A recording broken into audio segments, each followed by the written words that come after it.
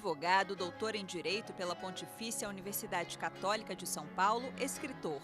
O ex-presidente do Brasil, Michel Temer, foi procurador e secretário de Segurança do Estado de São Paulo, deputado constituinte e reeleito deputado federal por 6 mandatos pelo PMDB. Temer foi presidente da Câmara dos Deputados por 3 vezes, até ser vice-presidente, e em 2016 tornar-se o 37º presidente da República do Brasil, após o impeachment da ex-presidente Dilma Rousseff. Michel Temer governou o país por 2 anos e, durante esse período, se concentrou em recuperar a economia e equilibrar as contas públicas. Uma das mais importantes medidas que conseguiu aprovar no Senado foi a proposta de emenda à Constituição para limitar o crescimento de despesas nos 3 poderes, a PEC do teto de gastos. Começamos um novo História e Justiça, recebendo o ex-presidente Michel Temer. Presidente Michel Temer, muito bem-vindo ao programa. Enquanto gravamos, o Brasil registra a triste marca de 25 mil mortes pelo coronavírus. No entanto, o noticiário tem sido dominado por uma séria crise política, algo sem precedentes no mundo todo. Existe alguma coisa de errada no ambiente democrático brasileiro? Márcio, você sabe que, na verdade, a sua preocupação é legítima. Hoje todos se preocupam com a democracia. E a nossa Constituição atual, ela prevê enfaticamente o sistema democrático. Você veja que nós criamos em 88, em 5 de outubro de 88, um chamado Estado Democrático de Direito. Você sabe que na ciência política, as expressões Estado de Direito e Estado Democrático têm mais ou menos a mesma significação. Mas como nós saímos de um sistema centralizador, mais autoritário, nós queríamos enfatizar o fenômeno democrático. E por isso rotulamos o Estado brasileiro como Estado democrático de direito. Você veja como é importante logo a nossa abertura da Constituição Federal, logo no artigo 1º, não é? Então, a democracia tem que ser enaltecida, não apenas porque queiramos, viu, Márcio, mas porque a ordem jurídica assim determina. Quer dizer, nós somos todos submissos ao que a soberania popular estabeleceu. E a soberania popular se manifesta por meio da Constituinte, que gerou a Constituição de 5 de outubro de 88. Então, digamos, quando eu vejo, viu, Márcio, as pessoas muitas vezes pregando uma nova Constituição, etc., parece que é uma coisa, digamos, historicamente perversa da nossa história constitucional. Aquilo que eu disse, a cada 20, 30 anos, as pessoas querem mudar o Estado, querem um outro Estado, querem uma nova Constituição. Esta está dando resultados, com todas as dificuldades, naturalmente, mas basta cumpri-la, e cumprir a Constituição é que dá a tão chamada, tão alardeada segurança jurídica. Mas, presidente, nesses 30 anos de funcionamento da Constituição, houve 2 impeachments e presidentes presos. O senhor não acha que há algum ajuste fino a ser feito no regime político brasileiro? Bom, você sabe, Márcio, que eu, mais do que nunca, tenho pregado em todas as oportunidades em que tenho, como estou tendo agora, né, a satisfação de ser convidado para dar uma palavra. Eu tenho dito em entrevistas e lives, etc., né, eu tenho dito com frequência que o ideal para o país, a esta altura, seria um regime semipresidencialista ou semiparlamentarista, se quisermos, exata e precisamente para evitarmos isso que você disse. Veja, em 31 anos do Estado brasileiro atual, da nova Constituição, nós tivemos 2 impedimentos. E isto cria um trauma institucional. No presidencialismo, lamentavelmente, quando há um impedimento, há um trauma institucional. Eu, de alguma maneira, passei por isso. Eu assumi a presidência depois de ser eleito com a senhora presidente da República, por determinação constitucional, eu assumi a presidência. Mas você se lembra dos grandes movimentos oposicionistas, aos quais eu confesso, não dava atenção, eu seguia com o governo adiante, porque na democracia você tem que saber que a oposição legitimamente faz oposição, não é? Então eu ia adiante. Agora, no semipresidencialismo, que eu falo, até tem trabalhos aí do ministro Gilmar Mendes, penso que do ministro Toffoli, do ministro Alexandre e outros tantos, que de vez em quando eu vejo que talvez pense um pouco nisso, especialmente quando o ministro Gilmar era presidente do TSE, eu trabalhei muito com ele num projeto semipresidencialista, por uma razão. Você sabe que no meu governo eu exerci um semipresidencialismo, porque eu trouxe a Câmara e o Senado para governarem comigo. Você se recorda, Márcio, que eu não tinha uma reunião dos líderes, presidentes de partidos, que não tivesse o presidente da Câmara e o presidente do Senado, o Rodrigo Maia e o Eunício Oliveira, ao meu lado, né? Para mostrar uma coisa que não era só desejo meu. É interessante, me permita dizer, a Constituição é quem determina que quem governa é o Executivo com o Legislativo. Porque, veja bem, permita-me explicar, o Executivo, aliás, a expressão já diz, ele executa. Executa o quê? Executa a vontade popular, porque o poder emana do povo. Né? Quem é que vocaliza a vontade popular? É a lei. Quem é que produz a lei? É o Legislativo. Portanto, você tem que ter o apoio do Legislativo, a chamada base parlamentar governamental é fundamental para o governo, por isso eu trouxe o Congresso para governar comigo. Ora bem, isso aí fez com que, digamos, embora não legalmente, mas materialmente, cotidianamente, eu exerci o poder juntamente com o Legislativo. Isso deu resultado. E você veja que mesmo neste início de ano, quando se votou a reforma da Previdência, embora o Executivo tivesse lá suas preocupações, o Rodrigo Maia e o Alcolumbre apanharam a matéria e levaram adiante, quer dizer, levaram adiante o tema da Previdência Social, que era fundamental para o país. Então, digo eu, fundamental, acho que o momento é oportuno para nós pensarmos num semipresidencialismo ou semiparlamentarismo, porque, na verdade, você veja, quando há um problema com o governo cai pelo voto de desconfiança, mas não cria o trauma criado no presidencialismo quando o presidente cai. Mas, presidente, o semipresidencialismo, ele depende do voluntarismo do presidente de plantão ou ele pode ser instituído de forma institucional no país? Não, olha, Márcio, neste projeto que nós pensamos, vamos dizer que seja um parlamentarismo ao estilo francês ou português, não ao estilo, talvez, inglês, né, em que aquela história do rei reina, mas não governa, né? E nesta fórmula que nós estamos alvitrando, o presidente tem funções relevantes, é chefe das Forças Armadas, é chefe da diplomacia, tem uma porção de nomeia, designa o primeiro-ministro, né? Então, digo eu, quando há um problema governamental com o governo, chamado voto de desconfiança, ele é visto com muita naturalidade no parlamentarismo.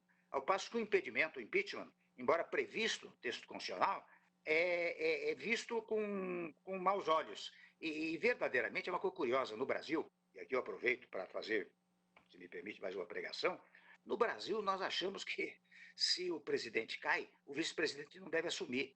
Isso aconteceu com o Café Filho, aconteceu com o Jango, comigo, você acabou de dizer que houve tentativa, disseram que houve golpe, etc. Não houve nada disso. Houve o cumprimento da Constituição. Vou dizer a você, nos Estados Unidos, se você disser a um americano que se o presidente cair e o vice não assume, ele fica vermelho, fica corado. Aliás, observe o seguinte, pode ver, todas as vezes que o presidente Trump aparece, o vice-presidente está ao lado dele. Né? Quando eu me recordo, um episódio muito significativo, quando o presidente Obama montou aquela coisa para eliminar o Bin Laden, quem estava na salinha era o presidente Obama, o Biden, que era vice-presidente, e a Hillary Clinton, que era secretária de Estado, e um general lá das Forças Armadas. Ou seja, o vice acompanha tudo. Sabe por quê? Porque o americano sabe que se o presidente cair, o vice-presidente tem que saber de tudo para poder governar o país. Isso aconteceu muitas vezes nos Estados Unidos. Né? Então, essas coisas, digamos, conceituais, que nós temos que mudar no país. Né? Nós temos que mudar esses conceitos para... Por isso eu digo, basta cumprir a Constituição, de uma singeleza ímpar. Né? Vamos agora falar sobre a relação do Executivo com o Judiciário. Nós temos uma pergunta do ministro Alexandre de Moraes, nomeado pelo senhor ao Supremo Tribunal Federal. Eu gostaria de agradecer o convite da TV Justiça para participar desse programa, cumprimentar o presidente Michel Temer e como questão, e acho que é importante nesse momento do país, ainda mais para quem teve a possibilidade de exercer a presidência da Câmara dos Deputados, a presidência da República e é um constitucionalista renomado, analisar qual o papel do Poder Judiciário no fortalecimento institucional do país, principalmente quando há eventuais conflitos entre os poderes. É a questão que deixo e agradeço o convite. O Judiciário tem uma função Primeiro, o governativo, evidentemente. A Constituição diz que o poder emana do povo e que ele é exercido por 3 órgãos, exercentes de funções distintas. O Legislativo, o Executivo e o Judiciário. O Judiciário tem um papel relevantíssimo. Você sabe que, em uma ocasião, e saudando aqui o ministro Alexandre Moraes, né, que faz um belíssimo trabalho no Supremo, ao lado dos demais ministros, eu me recordo que numa abertura do ano judiciário, eu tive a oportunidade de estar presente e o ministro Toffoli, o presidente Toffoli, gentilmente me deu a palavra e eu tive a oportunidade de dizer, olha, estava até se comemorando os 30 anos da Constituição Federal. Se veja o significado que tem o Judiciário, a Corte Suprema Judiciária do país, comemorar os 30 anos. É uma referência extraordinária para a manutenção do atual sistema constitucional. Primeiro ponto. Segundo ponto, o Judiciário exerce uma função fundamental. No fundo, quem diz o que é lei, o que não é lei, e quem muitas vezes declara omissão legislativa é o Judiciário. Você veja que o instrumento chamado controle da constitucionalidade das leis permite que o Judiciário, embora uma lei tenha tramitado regularmente pelo Legislativo, o Judiciário, num dado momento, provocado, poderá dizer, isso aqui não fere a Constituição e, portanto, tem que ser eliminada do sistema normativo nacional. Primeiro ponto. Segundo ponto, veja que criou-se o instrumento chamado controle da inconstitucionalidade por omissão e deu-se também este instrumento, além das pessoas relacionadas lá no artigo 103, se não me engano, ordem dos advogados, partidos, Câmara, etc., Senado, né? Também se deu a cada indivíduo essa possibilidade de buscar uma declaração de omissão, que é chamado mandado de injunção. Quem faz isso? É o Supremo Tribunal Federal, é o Judiciário. Portanto, funções relevantíssimas que foram dadas ao Supremo Tribunal Federal. E confesso que muitas e muitas vezes se fala no chamado ativismo do Judiciário. Eu confesso a você que muitas e muitas vezes as pessoas não percebem que, de fora a parte, a interpretação literal do texto constitucional, que é sempre fortíssima, também há a chamada interpretação, vou dizer uma obviedade aqui, né? A interpretação sistêmica. Muitas vezes você examina todo o quadro constitucional para dar uma decisão. E o que o Judiciário, por meio do Supremo Tribunal, tem feito ao longo do tempo, é muitas e muitas vezes fazer uma interpretação sistêmica do texto para dar as suas soluções. Como é que o senhor tem visto essas manifestações contra o Supremo Tribunal Federal? O senhor as vê como legítima expressão da opinião ou o senhor as vê como um ataque institucional? Olha, Márcio, é um ataque institucional gravíssimo, né? É claro que as pessoas dizem assim, bom, mas isso é liberdade de expressão. Nós enfatizamos muito a liberdade de expressão, de informação no texto constitucional. Mas também não há previsão jurídica para movimentos que preguem exatamente a eliminação desses direitos, né? Porque esses movimentos pregam, eu vejo com muita tristeza cívica, né? A pregação pelo fechamento do Supremo Tribunal Federal, pela eliminação do Congresso Nacional. Isso é gravíssimo. Isto é pregação para, na verdade, uma concentração de poder. Quer dizer, ao invés de nós termos poderes que exercem as funções estatais, nós teríamos um só poder que exerceriam as 3 funções estaduais. Ou seja, seria um retorno ao Estado absolutista. Ou aquilo que, não digo nem da Idade Média, do século XVIII, né, quando 17, 18, quando havia os Estados absolutistas, mas um retorno à ditadura, que no fundo é um Estado absolutista. Quando você, quero recordar aqui, o ato institucional número 5, em 68, ele dizia que o poder, na verdade, se concentrava no Executivo Federal, não é? No Poder Executivo Federal. E no Poder Executivo Federal, na figura do Presidente da República. É como quase um absolutismo, né? Então eu vejo com muita tristeza e confesso com razoável preocupação esses movimentos que pregam fechamento do Supremo, fechamento do Congresso. Acho que eles devem ser apurados e eventualmente processados. Não pode deixar que isso aconteça, porque é violação do Estado de Direito. Vamos agora a um breve intervalo, voltamos logo com História e Justiça.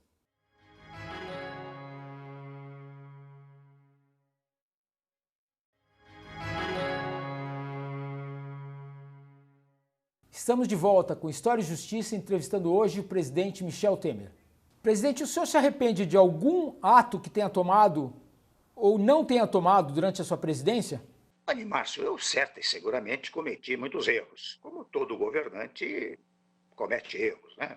Pelo menos, ao que eu saiba. Eu me recordo muito da frase do presidente Juscelino Kubitschek, que dizia com muita frequência: olha, eu não tenho compromisso com o erro. Se eu pratico um ato e vejo que não está, que houve equívoco, eu recuo. Eu fiz isso muitas vezes no governo. Você sabe que é interessante, a imprensa muitas vezes diz: o presidente recuou. Eu digo: o recuo é uma coisa democrática. Só não recua o autoritário, o ditador. Esse não precisa recuar.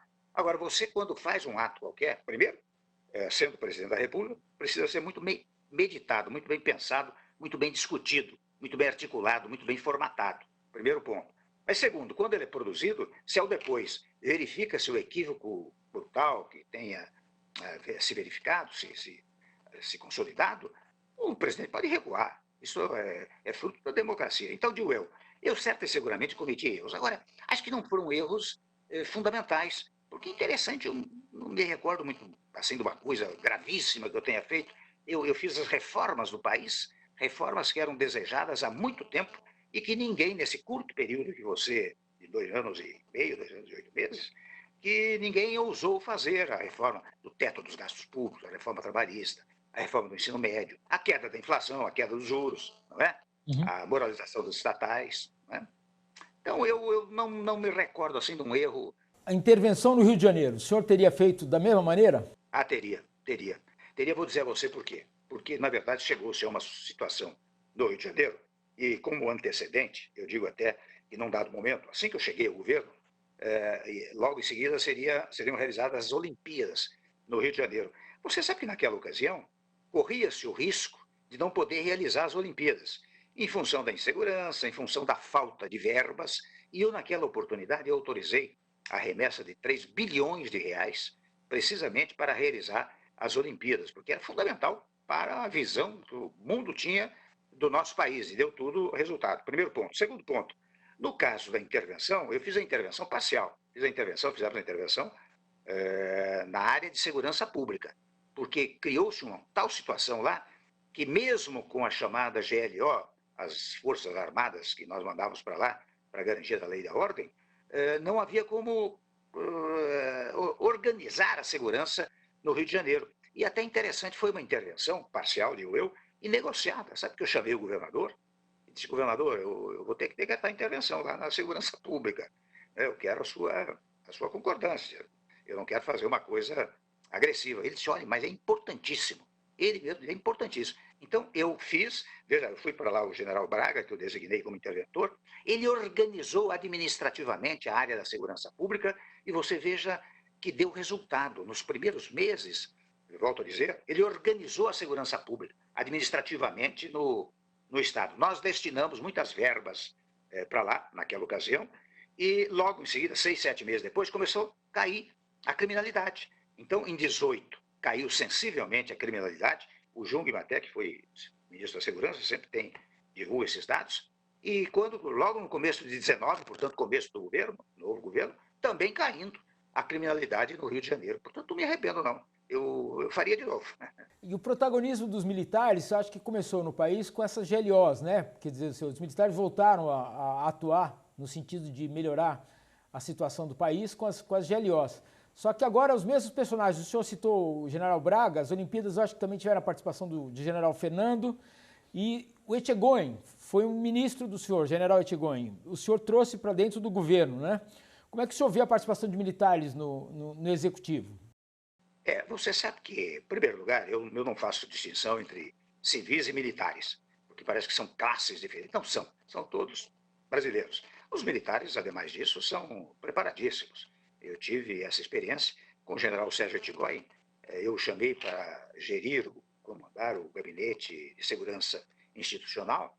Aliás, a propósito disso, eu me recordo que logo no começo ele me disse: viu, Márcio, ele me disse: olha, presidente, as informações aqui, informações para conduzir o país, né, estão todas desarticuladas, ou seja, o Exército tem sua informação, a Marinha tem a sua, a Aeronáutica tem a sua, a Polícia Federal tem a sua, a ABIN tem a sua, né?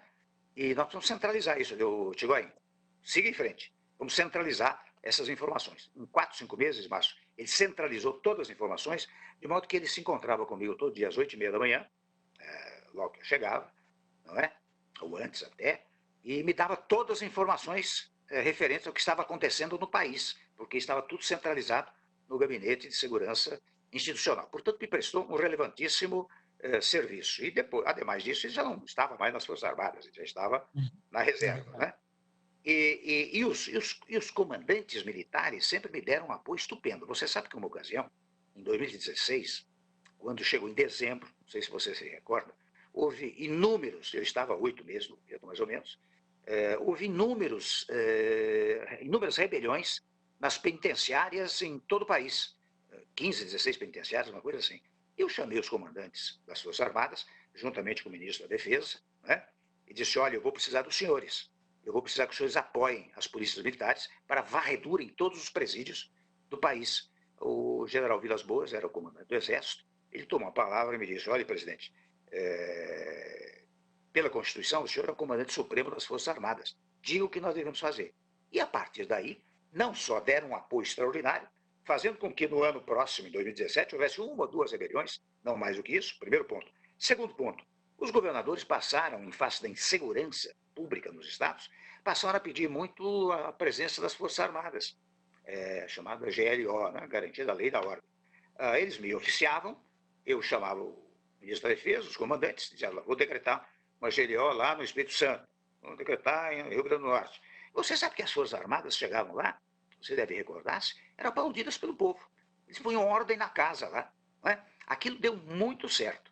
De modo que prestaram, penso eu, um inegável serviço ao país. O que não se pode, eu sei qual é a sua preocupação, o que não se pode é transformá-los em políticos. Quer dizer, é como se as Forças Armadas agora fossem exercer a política no país. Não é isso. Os ministros que estão lá, que são ou foram generais, eles hoje são ministros do governo, são ministros de um governo civil, né?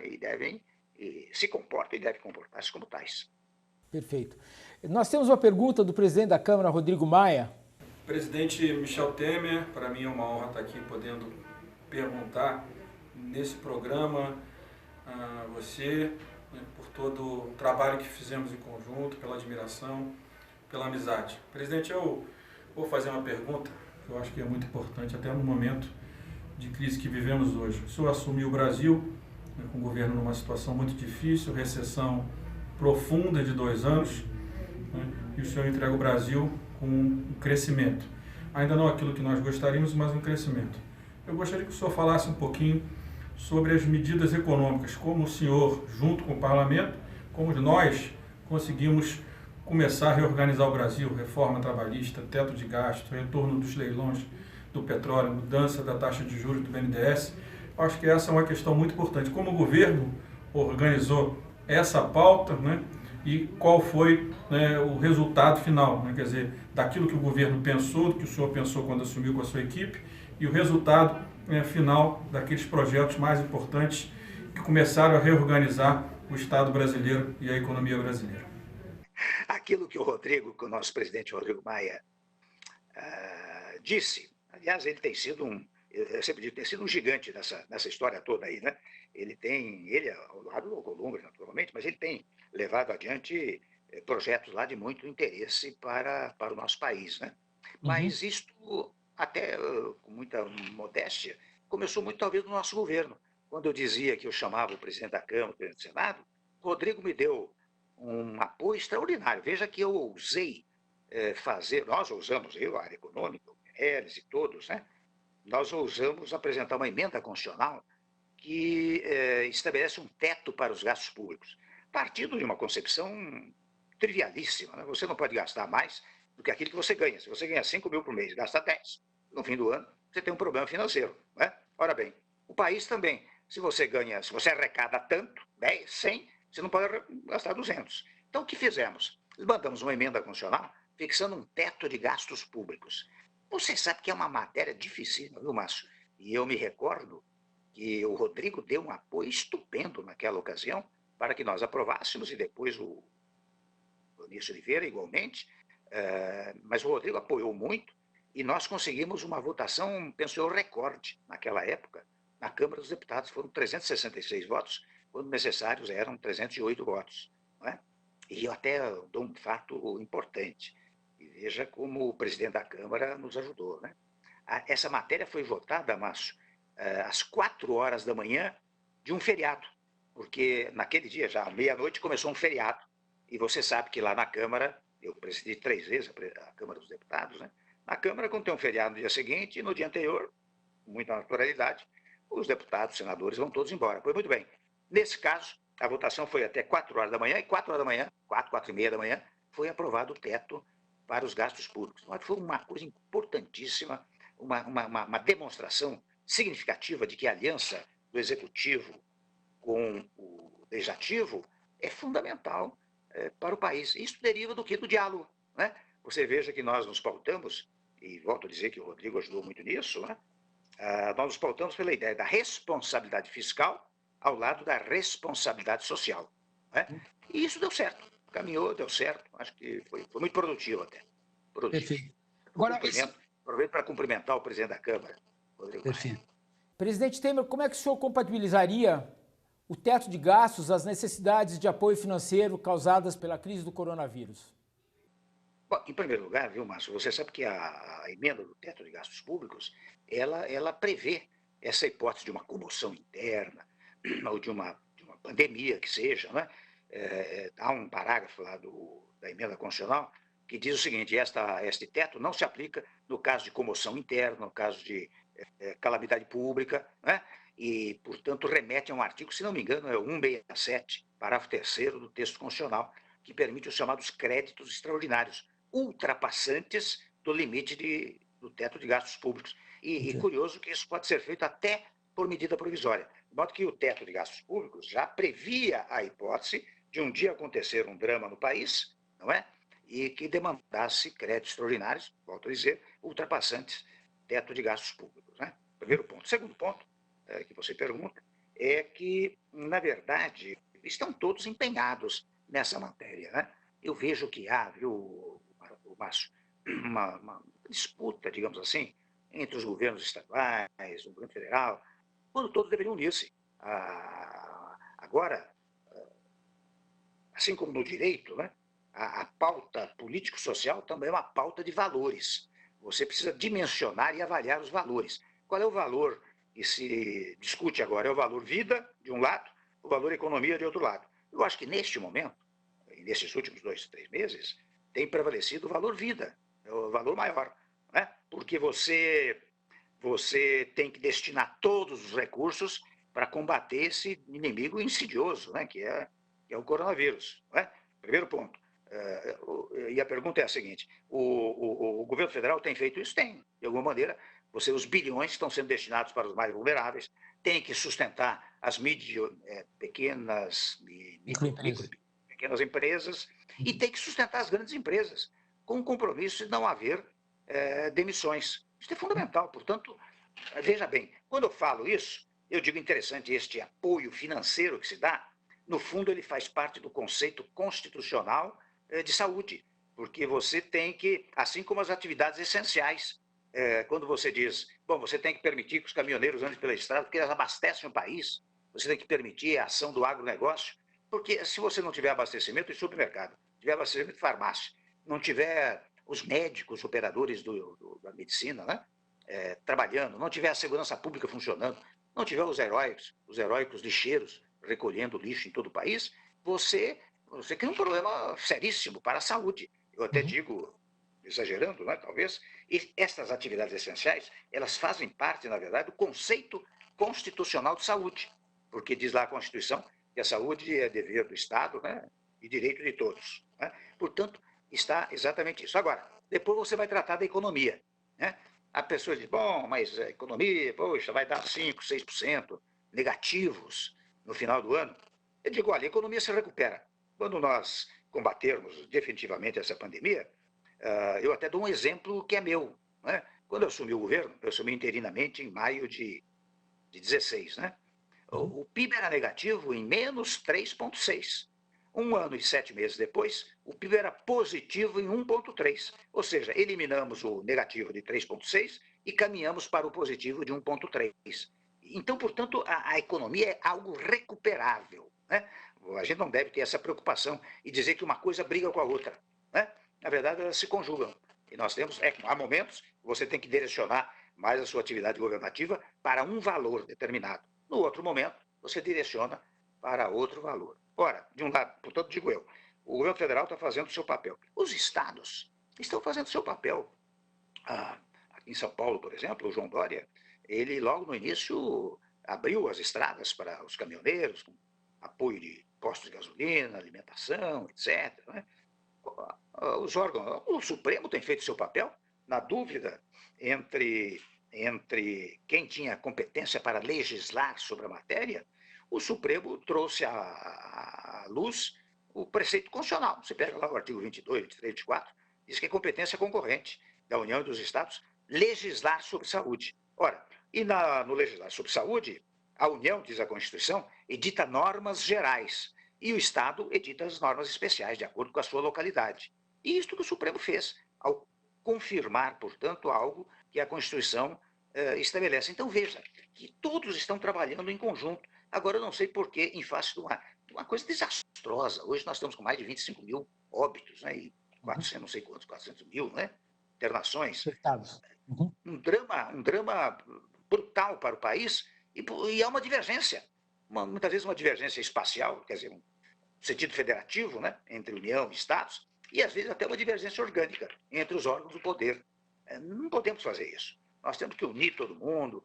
Eu vejo que os ministros do Supremo têm feito o possível para isso. Eu vi o discurso do Rodrigo Maia pregando exatamente a pacificação, pregando a harmonia entre os poderes e as pessoas. Isso é fundamental para o nosso país. É assim que eu vejo, mais ou menos, e torço, naturalmente, para que logo se encontre uma vacina, né, Márcio? Porque enquanto não tiver essa vacina, vai ser um drama. Presidente, nossas duas últimas perguntas. O senhor é favorável à transmissão ao vivo das sessões do plenário do Supremo Tribunal Federal? E qual é o mecanismo de nomeação dos ministros do Supremo Tribunal Federal que o senhor acha mais indicado, dado que o senhor, na Constituinte, fez uma proposta diferenciada?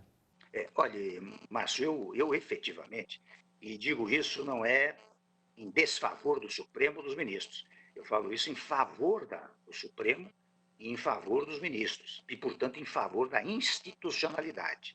Você veja que nos Estados Unidos, ao que sei, as decisões da Corte Suprema são decisões, vou chamar de secretas, talvez exagerando.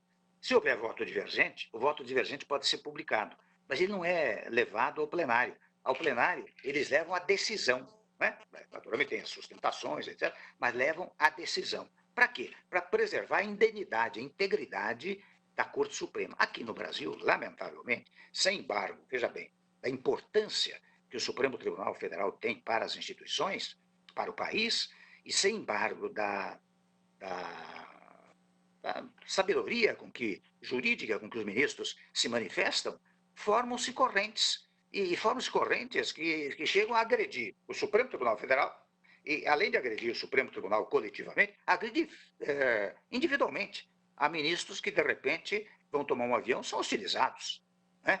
Por quê? Porque as sessões são televisionadas. Então, eu, com toda franqueza, até sou um pouco responsável por isso. Você sabe que da primeira vez que eu fui presidente da Câmara, nos deputados, em 97, 98, se não me engano, eu criei a TV Câmara para transmitir as decisões, os debates da Casa. Uma questão política. Sequencialmente veio a TV Senado e, em seguida, a TV Justiça. Né? TV Justiça que deve existir para divulgar os atos do Supremo, mas não sei se deve para televisionar. Primeiro ponto. Segundo ponto, de fato, eu, quando fui constituinte, eu fui designado para a subcomissão do Poder Judiciário e do Ministério Público. Né? E lá trabalhei muito. Eu era da área de direito constitucional, pude trabalhar muito. Eu me lembro que o meu gabinete era quase uma sede dos que trabalhavam pelo Judiciário, né, e os que trabalhavam pelo Ministério Público, e também a advocacia. Né? As pessoas iam muito para lá, porque eu sou ainda, mas naquela época, ligadíssimo à área jurídica, não só por advogar, por ser procurador de Estado, por dar aulas em universidade. Né? E eu me recordo que uma das propostas que eu fiz foi esta, foi que tivesse 9 ministros, 3 indicados pelo Judiciário, 3 pelo Executivo e 3 pelo Legislativo, né? E com mandato de 12 anos. Não foi aprovado, não foi aprovado. Eu também não levei muito isso adiante, porque verifiquei que havia uma ou outra resistência. E eu acho que hoje em dia, de qualquer maneira, fala-se muito, o presidente vai indicar o ministro do Supremo. Muito bem, mas não é ele que bota o ministro lá dentro, né? Quem acaba colocando é o Senado Federal, que passa pelo Senado, passa pelo crivo de 81 pensadores políticos, né? São os representantes dos estados. O que se pode fazer é uma crítica política. Bom, se você comparar isso com o Senado americano faz um levantamento pessoal, não é? De quem está sendo indicado para o Supremo. Aqui talvez não se chegue a tanto, mas de qualquer maneira há um debate amplo em relação a quem vai para o Supremo. Mas que, a meu modo de ver, nos dias atuais, eu acho que está muito bem do jeito que está, né? Ampliou-se o prazo para a aposentadoria, muito adequadamente, porque também a saúde das pessoas, né? As pessoas ficaram saudáveis ao longo do tempo. Então, com 70 anos, o sujeito está fazendo tudo. Você veja que o nosso, me permita dar o exemplo, o ministro Celso de Mello, uma categoria extraordinária, né? Até hoje, com uma lucidez estupenda, né? E próximo dos 75 anos de idade. Né? O podcast hoje, do jeito que está bem. Estamos agora encerrando o História e Justiça. Presidente Michel Temer, muito obrigado pela presença. Muito grato a você. Muito obrigado.